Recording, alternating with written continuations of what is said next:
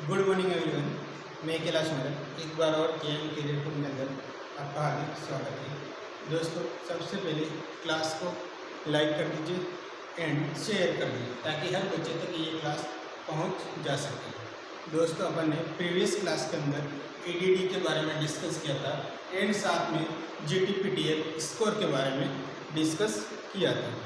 आज अपन देखने वाले फर्टिलाइजेशन एंड इम्प्लांटेशन प्रोसेस, यानी कैसे फर्टिलाइजेशन होता है एंड कैसे प्लेसेंटा का फॉर्मेशन होता है और बाद में प्लेसेंटा का इम्प्लांटेशन किस तरीके से होता है, ये सभी प्रोसेस अपन इस क्लास के अंदर डिस्कस करेंगे। दोस्तों, सभी जानते होंगे कि फर्टिलाइजेशन क्या होता है। Fertilisation means during sexual activity के टाइम पे जो ओवम एंड स्पर्म का मिलन होगा, इसके बाद में जाइगोट का फॉर्मेशन होगा, इसी को अपन बोलते हैं फर्टिलाइजेशन। अपन बात करते हैं कि नॉर्मली फर्टिलाइजेशन के लिए अपन बेसिक से पढ़ेंगे तो आप आराम से समझिए इस क्लास को। अपन बात करते हैं नॉर्मल फर्टिलाइजेशन के लिए, यानी एक फर्टिलाइजेशन प्रोसेस के लिए मैच्योर यानी कितने स्पर्म की रिक्वायरमेंट होती है, यानी मिनिमम या मैक्सिमम की बात करें तो कितने नॉर्मल अमाउंट स्पर्म होने चाहिए जो कि फर्टिलाइजेशन के लिए कैपेबल होंगे। बात करते हैं अपन अगर नॉर्मल स्पर्म काउंट की गिने कि नॉर्मल मेल के अंदर एक बार इजैकुलेशन के टाइम पे कितने स्पर्म का इजैकुलेशन होना चाहिए ताकि वो अपनी फर्टिलिटी को मेंटेन कर सके। बात यहाँ तक, बट ओनली एक स्पर्म काफ़ी होता है फर्टिलाइजेशन के लिए, बट अपने को एक नॉर्मल रेंज पता होनी चाहिए कि इतने स्पर्म का प्रोडक्शन होता है। सबसे पहले अपन देखते हैं कि अगर फर्टिलाइजेशन के लिए कितने स्पर्म चाहिए तो मोर देन 15 मिलियन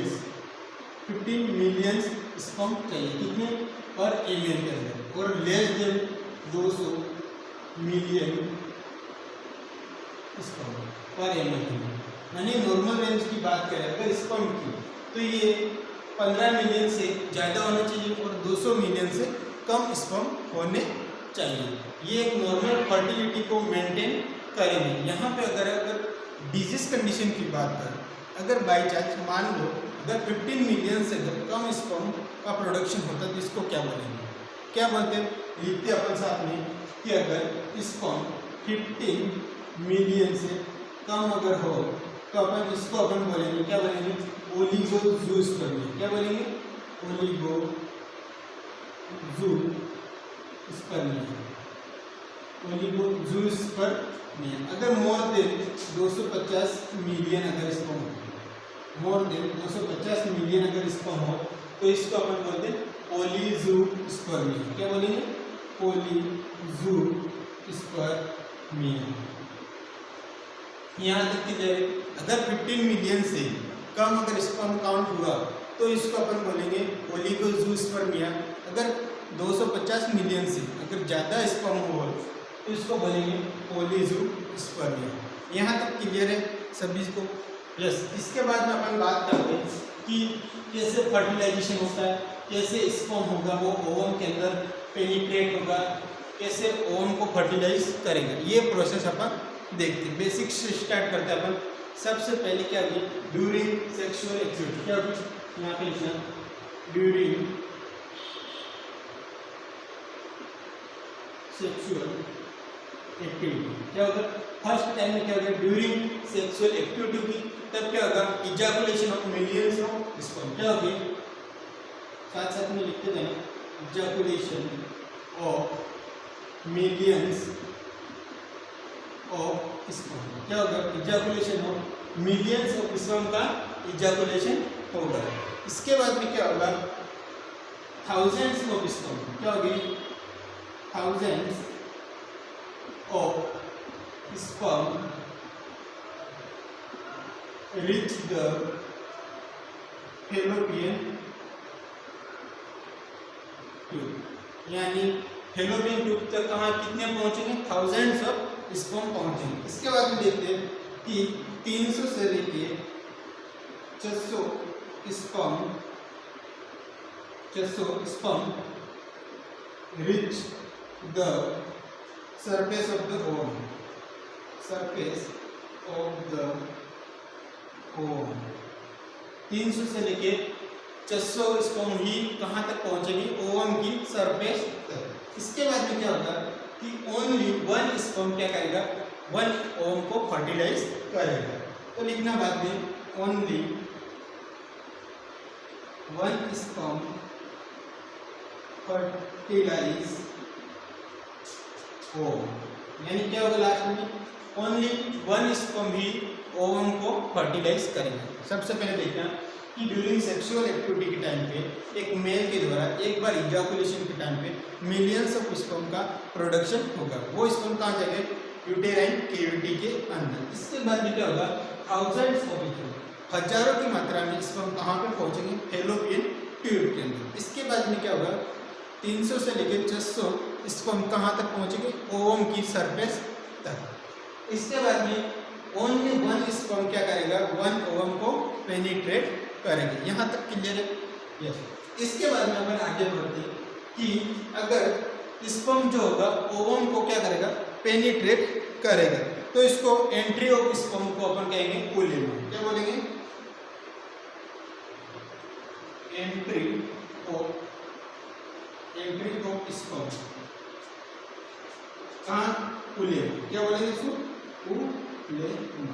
यानी ओवम की जिस सतह से स्पर्म क्या करेगा, एंट्री करेगा, उस रास्ते को यानी उस दरवाजे को अपन बोलते हैं उलेमा कहेंगे। यस, यहाँ तक क्लियर है। इसके बाद में अपन देखते हैं कि इसके बाद में क्या होता है, जैसे स्पर्म ओवम के अंदर एंट्री हो गई तो आगे अपन प्रोसेस यहाँ पे लिख रहे हैं यहाँ पे कि जैसे एंटर हो गया तो इसके बाद में आफ्टर एंट्री ऑफ स्पर्म क्या होगा, आफ्टर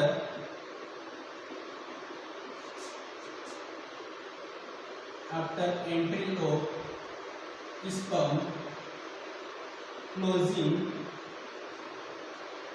ऑफ उलेमा। उलेमा क्या होगा, क्लोजिंग हो जाएगा by deposition of cortical granules.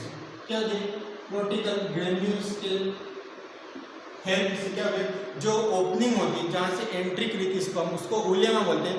जैसे एंट्री स्पर्म के अंदर हो जाती है ओवम के अंदर, इसके बाद में जो उलेमा होगा वो क्लोज हो जाता है। क्या होगा, क्लोज होगा। किसके द्वारा क्लोज होगा, डिपोजिशन ऑफ कॉर्टिकल्स ग्रेन्यूल्स की सहायता से क्या होगा, उलेमा क्या होगा, क्लोज हो जाएगा। इसको अपन बोलते हैं जोना, क्या बोलेंगे इसको, जोना रिएक्शन, या इसको अपन कहेंगे जोना हार्डनिंग। क्या बोलेंगे, जोना रिएक्शन या जोना हार्डनिंग कहेंगे। किसको कहेंगे, क्लोजिंग ऑफ द उलेमा को अपन बोलते हैं जोना रिएक्शन या जोना हार्डनिंग। यहाँ तक प्रोसेस समझ में आई, यस, कि कैसे स्पर्म ओवम के अंदर एंट्री करेगा, उसको उलेमा बोलेंगे, और इसके बाद में एंट्री करके वापस कैसे कॉर्टिकल्स ग्रेन्यूल्स के द्वारा उलेमा का क्लोजिंग होगा। यहाँ तक समझ में आया। ये अभी जो प्रोसेस पढ़ी वो अपन ने पढ़ी, एक स्पर्म होता है वो ओवम को कैसे पेनिट्रेट करेगा, इस प्रोसेस के द्वारा अपन ने समझ में लिया। यस, इसके बाद में आगे अपन डिस्कस करेंगे कि फर्टिलाइजेशन प्रोसेस अपन देखेंगे कि कैसे फर्टिलाइजेशन प्रोसेस होता है, कैसे सेल डिवीजन आगे होता रहता है। यस, अपन नॉर्मल जानकारी अपन यहाँ पे देख ली, ये मैं रख कर रहा हूँ, साथ साथ में लिखते जाना और क्लास को समझते जाना। यस, इसके बाद में अपन देखते हैं कि फर्टिलाइजेशन प्रोसेस हेडिंग में यहाँ पे फर्टिलाइजेशन प्रोसेस। इसके बाद में देख रहे हैं अपन फर्टिलाइजेशन प्रोसेस। अपन ने यहाँ तक पढ़ दिया था कि एक ओवम एंड स्पर्म, ये दोनों क्या होंगे, जैसे मिले तो यहाँ पे एक स्ट्रक्चर बनेगी, इसको अपन बोलते हैं जाइगोट। क्या बोलते हैं, जाइगोट काइंड, यानी ओवम और स्पर्म। क्या होगा, ओवम एंड स्पर्म का जब फर्टिलाइजेशन होगा, यहाँ पे क्या होगा, फर्टिलाइजेशन। समझना प्रोसेस को बहुत ही इंपॉर्टेंट है। एक बार आपका कॉन्सेप्ट क्लियर हो गया तो इसके बाद में आप कौन सा भी एग्जाम हो तो आप आराम से फाइट कर सकते हो। ठीक, तो फर्टिलाइजेशन हुआ तो अपन टाइम ड्यूरेशन अगर देखते फर्टिलाइजेशन कब होगा तो 14वें डे पे। 14वें डे पे क्या होगा, ओवुलेशन होता है, ओवुलेशन के टाइम पे फर्टिलाइजेशन होता है। यहाँ तक क्लियर है। इसके बाद में जैसे फर्टिलाइजेशन हुआ तो सबसे पहले स्ट्रक्चर बनी जाइगोट। कौन सी बनी, जाइगोट बनी। जाइगोट का टाइम ड्यूरेशन देखते हैं तो ये हुआ 0 to 2 वीक, यानी 0 से लेके 2 वीक के अंदर क्या बना, जाइगोट की स्ट्रक्चर बनी। यस, क्लियर है। यहाँ पे अगर जाइगोट में देखें तो क्या हुई, 46 क्रोमोसोम हो गए, डिप्लॉयड हो गए। इसके बाद में या तो इसमें 44 प्लस XX हो सकता है या 44 प्लस XY हो सकता है, या तो फीमेल में भी होगा या मेल को भी, मेल में भी होगा। क्लियर, XX मीन्स होता है फीमेल में भी और XY आ गया तो मेल में भी होगा। यहाँ तक क्लियर है। इसके बाद में क्या होगा कि आगे और डिवीजन, क्या होगा और आगे डिवीजन होगा जाइगोट का। तो क्या होगा, 2 सेल स्टेज का फॉर्मेशन होगा। क्या होगा, 2 सेल स्टेज, 2 सेल स्टेज का फॉर्मेशन होगा।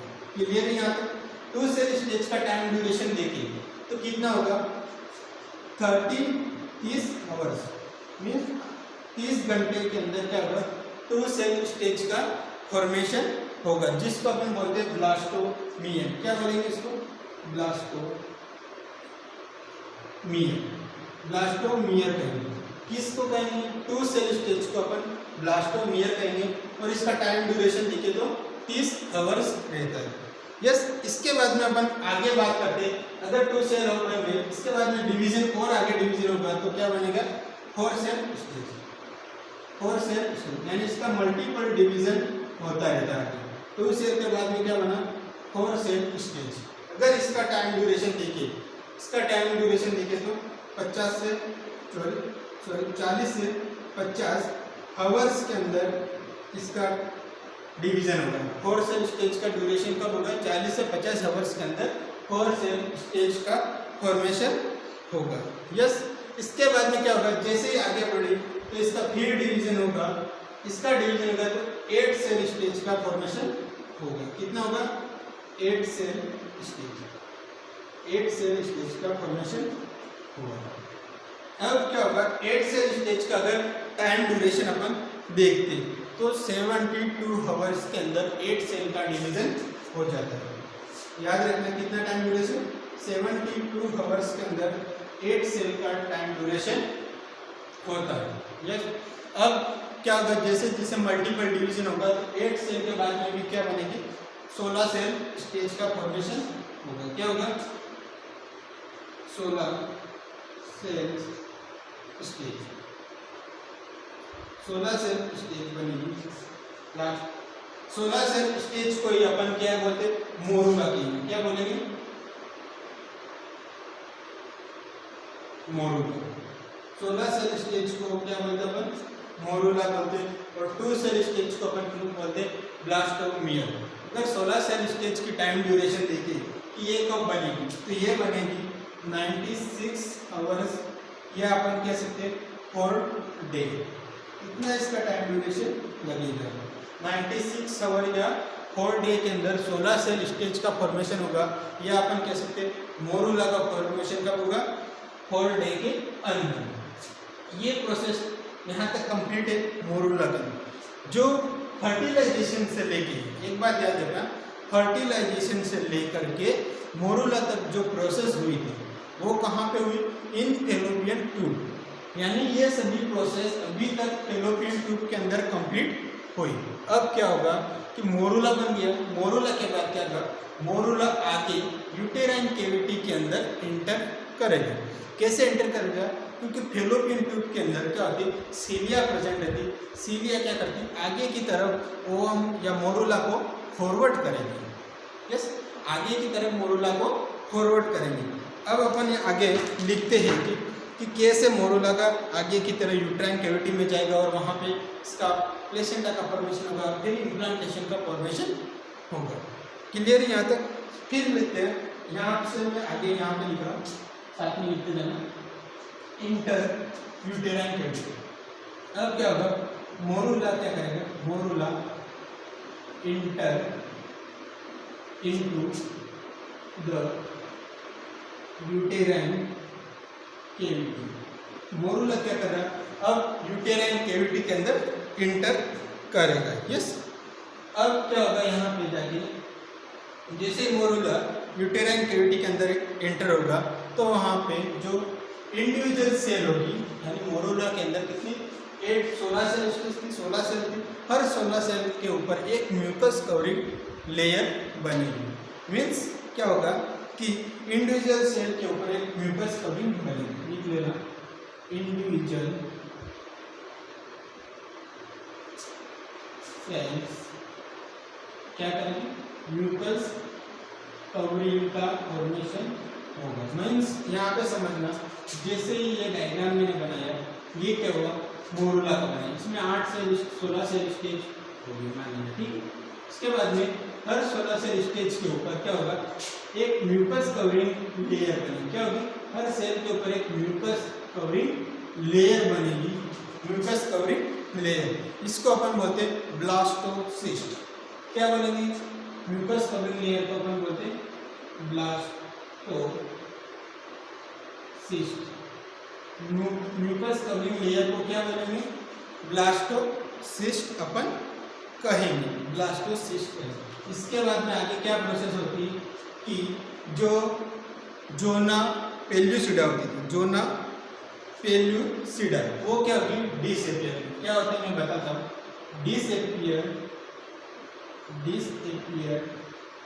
Of zona pellucida. इसका मीन्स ये होता है कि जो ये मोरूला था, मोरूला की जो ये ऊपर आउटर कवरिंग थी, इसको अपन बोलते जोना पेल्यूसिडा। क्या बोलेंगे इसको, आउटर कवरिंग को जोना पेल्यूसिडा। तो ये क्या होगी, 5th डे पे, याद रखना यहाँ पे टाइम ड्यूरेशन भी, कि जो 5th डे होता है इस टाइम पे क्या होगी कि डिसएपियर हो जाएगी, जोना पेल्यूसिडा क्या होगी, डिसएपियर हो जाएगी। मीन्स ये ऊपर वाली जो लेयर होगी वो क्या होगी, हट जाएगी।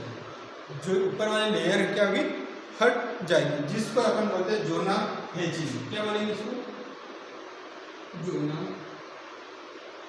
Hatching process. जोना हेचिंग प्रोसेस कहेंगे, किसको कहेंगे, डिसएपियर ऑफ जोना पेल्यूसिडा। जैसे जोना पेल्यूसिडा आउटर कवरिंग होती है मोरूला की, वो क्या होगी, डिसएपियर होगी। जैसे डिसएपियर होगी तो इसको अपन बोलते हैं जोना हेचिंग कहेंगे। अब यहाँ पे समझना, जैसे जोना हेचिंग प्रोसेस हो गई, कंप्लीट हो गई, तो अब क्या होगा, इम्प्लांटेशन प्रोसेस स्टार्ट हो जाती है। क्या होगा, प्रोसेस ऑफ इम्प्लांटेशन स्टार्टेड। अब यहाँ पे लिखना क्या होगा, process of implantation is started. Process of implantation is started. कब स्टार्ट हुई, क्योंकि 5th डे पे डिसएपियर होने के तुरंत बाद ये प्रोसेस स्टार्ट हो जाती। मीन्स यहाँ पे टाइम ड्यूरेशन अगर पूछे स्टार्ट कब हो जाती, तो 5th से लेकर 6th डे तक क्या होगी, इम्प्लांटेशन प्रोसेस स्टार्ट हो जाएगी। 5 से लेकर 6 डे पे इम्प्लांटेशन प्रोसेस क्या होगी, स्टार्ट हो जाएगी। इसके बाद में ये प्रोसेस कंप्लीट कब होगी, कितने टाइम ड्यूरेशन के अंदर प्रोसेस कंप्लीट होगी, समझना। इम्प्लांटेशन प्रोसेस कंप्लीटेड, यानी यहाँ पे स्टार्ट होगी, इसके बाद में क्या होगी, कंप्लीटेड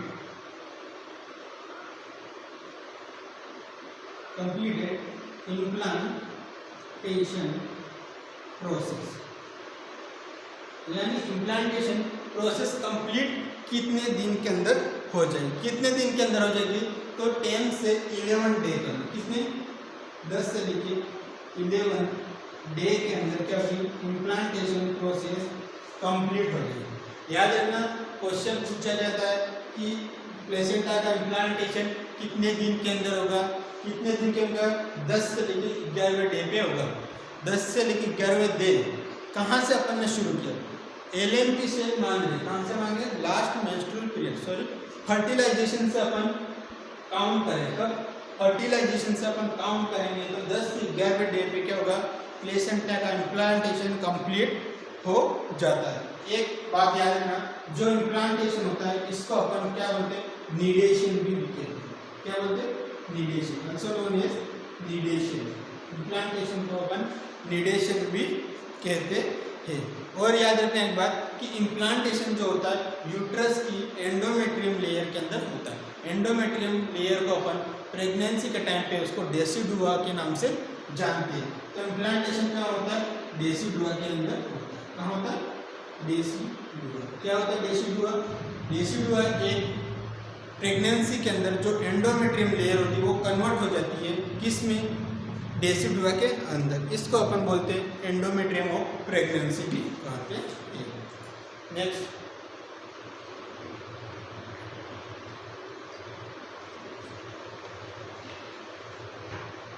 यहाँ तक क्लियर है कि कैसे, एक बार समझ लेना। सबसे पहले ओवम स्पर्म मिला, फर्टिलाइजेशन हुआ, जाइगोट बना 0 से 2 वीक के अंदर। याद रखना जाइगोट जब भी बनेगा 0 से 2 वीक के अंदर एक स्टेज कंप्लीट होती है, यानी ऑर्गेनोजेनेसिस प्रोसेस जाइगोट के टाइम पे कंप्लीट हो जाए। जितने भी ऑर्गन का फॉर्मेशन होना है 0 to 8 वीक के अंदर कंप्लीट हो जाता है।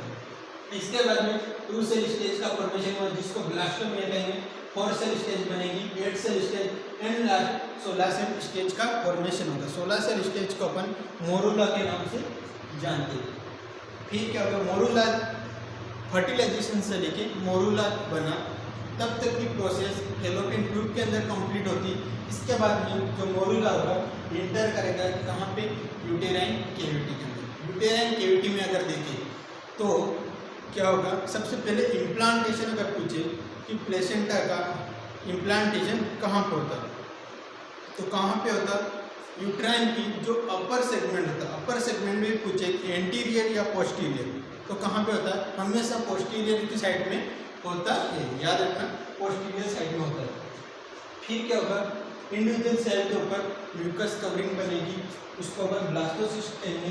और डी सेप पे होगा जोना पेल्विसिडा, तब होगी 5th डे, उसको जोना हैचिंग के नाम से जानते हैं। जैसे जोना हैचिंग प्रोसेस हो गई, इसके बाद में प्रोसेस ऑफ इम्प्लांटेशन स्टार्ट हो जाएगी।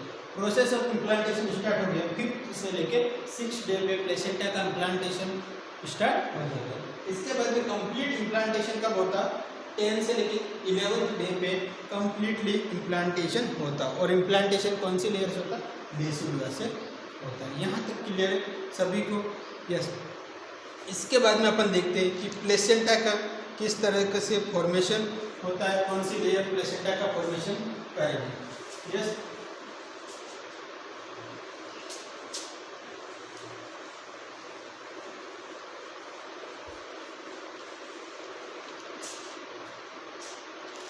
नेक्स्ट लिखना प्लेसेंटा फॉर्मेशन, हेडिंग लिखना प्लेसेंटा फॉर्मेशन, यानी प्लेसेंटा कौन सी लेयर से डिवाइड होकर फॉर्मेशन प्लेसेंटा का होता है। तो याद रखना जस्ट बिफोर द इम्प्लांटेशन, एक बात याद रखना, यहाँ पे लिखा है just before the implantation, just before the implantation एक प्रोसेस की, कौन सी की, ब्लास्टोसिस्ट। ब्लास्टोसिस्ट का फॉर्मेशन हुआ था, कौन सी, ब्लास्टोसिस्ट। ब्लास्टोसिस्ट में ये इंडिविजुअल सेल के ऊपर म्यूकस कवरिंग का फॉर्मेशन हुआ था। यहाँ से अपन प्रोसेस को आगे की तरफ पढ़ रहे कि प्लेसेंटा का फॉर्मेशन यहाँ पे कैसे होगा। तो ये जो ब्लास्टोसिस्ट होता है वो क्या होता है, डिफरेंशिएट इनटू 2 पार्ट्स, मीन्स ये ब्लास्टोसिस्ट होता है 2 पार्ट्स के अंदर डिफरेंशिएट होता है, डिफरेंशिएटेड इनटू 2 पार्ट्स, यानी ये ब्लास्टोसिस्ट होता है 2 पार्ट्स के अंदर डिफरेंशिएटेड होता है। यहाँ पे लिखना, एक होता है जो क्या होता है, outer part, outer cell mass बनाता, एक होता है inner cell mass. Outer cell mass और इनर सेल मास का फॉर्मेशन करता। आउटर सेल मास को अपन बोलते हैं ट्रोफोएक्टोडर्म। क्या बोलेंगे, ये जो आउटर सेल मास होगा वो किसका फॉर्मेशन करेगा, ट्रोफोएक्टोडर्म। ट्रोफोएक्टोडर्म का फॉर्मेशन करेगा। ये ट्रोफोएक्टोडर्म ही आगे जाके किसका फॉर्मेशन करता है, प्लेसेंटा का फॉर्मेशन करेगा। और जो इनर सेल मास होगी वो आगे जाके किसका फॉर्मेशन करेगी, एम्ब्रियो एंड अम्बिलिकल कॉर्ड का फॉर्मेशन करेगी। इसको एम्ब्रियो एंड अम्बिलिकल कॉर्ड का फॉर्मेशन करेगी। यहाँ तक जो आउटर सेल मास होता है वो ट्रोफोएक्टोडर्म का फॉर्मेशन करेगा। ट्रोफोएक्टोडर्म क्या करेगा, प्लेसेंटा का फॉर्मेशन करता है। और इनर सेल मास होती है वो एम्ब्रियो एंड अम्बिलिकल कॉर्ड का फॉर्मेशन करेगा। एक बात यहाँ पे याद रखो, जो ट्रोफोएक्टोडर्म होगा वो 2 पार्ट्स का फॉर्मेशन करेगा। 2 पार्ट्स, ये भी 2 पार्ट्स होगा। एक होता आउटर पार्ट और एक होता इनर पार्ट। एक होता आउटर पार्ट और एक होता इनर पार्ट। क्लियर है। जो आउटर पार्ट होता है उसको अपन बोलते हैं सिनसाइटोट्रोफोब्लास्ट। क्या बोलेंगे, सिनसाइटोट्रोफोब्लास्ट। और इनर पार्ट को अपन बोलते हैं साइटोट्रोफोब्लास्ट। इनर पार्ट को अपन बोलते हैं साइटोट्रोफोब्लास्ट। यहाँ पे याद रखना, जो सिनसाइटोट्रोफोब्लास्ट होता है वो क्या करेगा, जो एक हार्मोन होता है एचसीजी हार्मोन का प्रोडक्शन करेगा। कौन करेगा, एचसीजी हार्मोन प्रोडक्शन कौन करेगा, सिनसाइटोट्रोफोब्लास्ट। ये एचसीजी हार्मोन क्या होगा, यूरिन के अंदर आएगा। क्या होगा, जैसे यूरिन के अंदर आएगा तो अपन क्या करेंगे, एक किट के द्वारा प्रेगनेंसी टेस्ट करेंगे। तो उस किट में क्या होगा, प्रेगनेंसी टेस्ट क्या होगा, पॉजिटिव आएगा। क्या होगा, प्रेगनेंसी टेस्ट पॉजिटिव शो करेगा। प्रेगनेंसी टेस्ट को पॉजिटिव शो कौन करेगा, कौन सा हार्मोन करेगा, तो याद रखना एचसीजी हार्मोन होगा। जो किसके द्वारा सिंथेसिस होगा, सिनसाइटोट्रोफोब्लास्ट। सिनसाइटोट्रोफोब्लास्ट कहाँ होता है, प्लेसेंटा के अंदर। यहाँ तक क्लियर है। इसके बाद में जो साइटोट्रोफोब्लास्ट होता है वो विलाई एंड प्लेसेंटा का फॉर्मेशन करता है। क्लियर है यहाँ तक क्लियर है। यस, किसी को कोई दिक्कत, अपन ने पढ़ा कि प्लेसेंटा का फॉर्मेशन कैसे होता है। सबसे पहले जस्ट बिफोर इम्प्लांटेशन होने से पहले क्या होता है, जो ब्लास्टोसिस्ट वाली प्रोसेस की इंडिविजुअल सेल के ऊपर म्यूकस कवरिंग लेयर का फॉर्मेशन हो रहा था, उस टाइम पे क्या होगा कि 2 सेल के अंदर ब्लास्टोसिस्ट कन्वर्ट हो जाएगा। मीन्स एक आउटर सेल मास बनेगा और एक इनर सेल मास का फॉर्मेशन करेगा। जो आउटर सेल मास होगा वो उसको अपन वो किसका फॉर्मेशन करेगा, ट्रोफोएक्टोडर्म का फॉर्मेशन करेगा। जो ट्रोफोएक्टोडर्म होगा वो प्लेसेंटा का फॉर्मेशन करता है। और इनर सेल मास होगा वो एम्ब्रियो एंड अम्बिलिकल कॉर्ड का फॉर्मेशन करेगा। इसके बाद में क्या होता है, जो ट्रोफोएक्टोडर्म होता है वो भी 2 पार्ट्स का फॉर्मेशन करता है, आउटर और इनर। जो आउटर पार्ट होता है वो उसको बोलते हैं सिनसाइटोट्रोफोब्लास्ट। सिनसाइटोट्रोफोब्लास्ट क्या करती है, एचसीजी हार्मोन का प्रोडक्शन करेगी। एचसीजी हार्मोन जब भी यूरिन के अंदर आएगा, यूरिन का अपन सैंपल लेके जैसे ही प्रेगनेंसी टेस्ट करेंगे तो प्रेगनेंसी टेस्ट क्या होगा, पॉजिटिव शो करेगा। क्वेश्चन बनता है कि प्रेगनेंसी टेस्ट पॉजिटिव कौन सा हार्मोन के द्वारा डिटेक्ट होता है, तो कौन सा, एचसीजी हार्मोन। और एचसीजी हार्मोन का प्रोडक्शन कहाँ होता है, तो प्लेसेंटा से होता है, याद रखिए। अब जो इनर पार्ट होता है उसको अपन बोलते हैं साइटोट्रोफोब्लास्ट। इनर पार्ट जो होगा वो क्या बनाएगा, विलाई एंड प्लेसेंटा का फॉर्मेशन करेगा। ये था अपना आज का topic, implantation and fertilisation. Fertilisation and implantation कैसे होता है ये प्रोसेस अपन ने पढ़ी। अब अपन नेक्स्ट क्लास के अंदर नॉर्मल पैरामीटर्स प्लेसेंटा के पढ़ेंगे। वेट कितना होता है, साइज क्या होती है, कलर कैसा रहता है, वॉल्यूम कितना रहता है, लेयर्स कौन सी रहती है, ये सब भी डिस्कस अपन नेक्स्ट क्लास के अंदर करेंगे। Thank you so much. एक बार क्लास को वॉच करके जो भी आपका इस क्लास का बेनिफिट हुआ या कोई भी क्वारी हो तो वो सभी डाटा को आप एक बार कमेंट बॉक्स के अंदर लिख लीजिए, और ताकि हम उसको सुधार सकें और आगे आने वाली क्लास के अंदर आपको डिस्कस किया जा सके। Thank you so much. Class को एक बार लाइक कीजिए, शेयर कीजिए ताकि हर लोगों को तक बेनिफिट पहुंचा जा सके। Thank you so much.